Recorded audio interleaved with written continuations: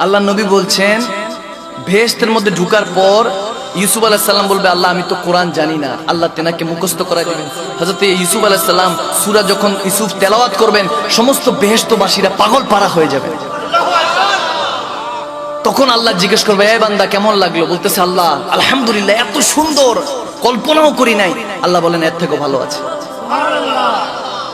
এরপরে যখন হযরত ইব্রাহিম খলিলুল্লাহকে ডাক দেওয়া হবে, আপনি এই ইব্রাহিম খলিলুল্লাহ আপনি কোরআনটা নেন, কোরআনের থেকে সবচেয়ে সুন্দর প্রথম সূরাটা সূরাবাদ করেন, প্রথম সূরাটা তেলাওয়াত করেন। ইব্রাহিম খলিলুল্লাহ বলবেন ওগো মালিক আমি তো সূরা বাকারা জানি না। আল্লাহ তেনাকে ওই কলবের মধ্যে সূরা বাকারার ইলম দিয়ে দিবে। তিনি যখন বাকারা সূরা তেলাওয়াত করবেন সবাই বলতেছে, হাদিসে এসেছে যে সমস্ত জান্নাতের মাটিগুলি যে অবস্থা আছে এগুলো ঢেউ খেতে থাকবে, ইশকের মধ্যে একটা ঢেউ মানজার উঠবে, এই ঢেউ পারা হয়ে যাবে, একবার হুশ আসবে একবার হুশ যাবে। এই অবস্থা যখন হবে সূরা বাকারা তেলাওয়াত শেষ হলে বান্দাকে আল্লাহ বলবে কেমন লাগলো? বান্দা বলবে সুবহানাল্লাহ, আল্লাহ এরপরও কি সুন্দর আছে, এর মতো তো আর সুন্দর হতে পারে না। আমার আল্লাহ বলবে এর থেকে সুন্দর আছে, এর থেকে নিয়ামত আছে। তখন আল্লাহ অনেক লম্বা হাদিস, আমি শর্ট করে বলছি, ঈসা আলাইহিস সালামকে ডাকবে, সূরাতুল মারিয়াম পড়া বলবেন, এভাবে জান্নাতের মধ্যে চলতে থাকবে। বান্দা বলবে আল্লাহ এর থেকে আর সুন্দর নাই, শুকরিয়া আদায় করবে। আল্লাহ বলবেন এর থেকেও ভালো আছে। এরপর আখিরুজ জামা নবী মুস্তাফাকে ডাকা হবে। আল্লাহু আকবার বলেন, আমার নবীকে ডাকা হবে, বলবো ওগো নবী আজকে কোরআনের সূরা ইয়াসিনটা তেলাওয়াত করেন। যখন ইয়াসিন তেলাওয়াত হবে তখন নবী মুস্তাফার ইয়াসিন তেলাওয়াত শুনে জান্নাতের সমস্ত আটো জান্নাত, সমস্ত জাহান্নাম মনে হবে যেন সমস্ত কিছুর মধ্যে নূরের ছিটাফোঁটা পড়ছে, নূরের তাজাল্লি বর্ষিত হচ্ছে।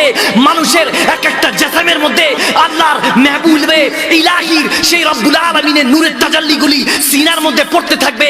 নবী মুস্তাফার সুরে যখন সমস্ত সুরের মধ্যে হতে থাকবে তখন সমস্ত বান্দারা বেহুশ হবে, হুশ হারাবে। মনে হচ্ছে যেন তুর পাহাড়ে এক ফোঁটা নূর নয়, ওই এক ফোঁটা নূর যেটা দেখে মুসা কালিমুল্লাহ বেহুশ হয়েছিল, এরকম লক্ষ লক্ষ নূরের ফোঁটা মনে হবে বান্দার কলবের মধ্যে নিক্ষেপ করা হচ্ছে।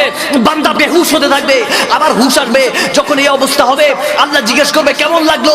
সূরা ইয়াসিন যখন তেলাওয়াত শেষ হবে, আমার নবী তেলাওয়াত শেষ করবেন, বান্দার আর বলার কিছু নাই, বলার কিছু নাই। বান্দা চুপ হয়ে আছে, চোখের পানি ছেড়ে কাঁদছে, মালিক এরপরে তো আর বলার কিছু নাই। আল্লাহ বলে এর থেকেও ভালো আছে। ওগো নবী আজকে পর্দা সরান, আমি বান্দাকে দিদারে ইলাহিতে ডুব দিব। আজকে মেরাজ হবে, আজকে দিদারে ইলাহি হবে।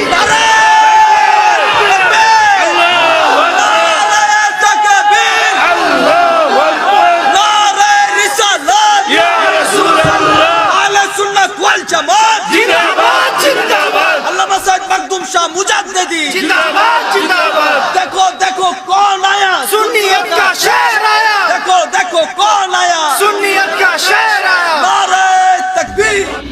अल्लाहु अकबर, अल्लाहु अकबर, या रहमान इरहम।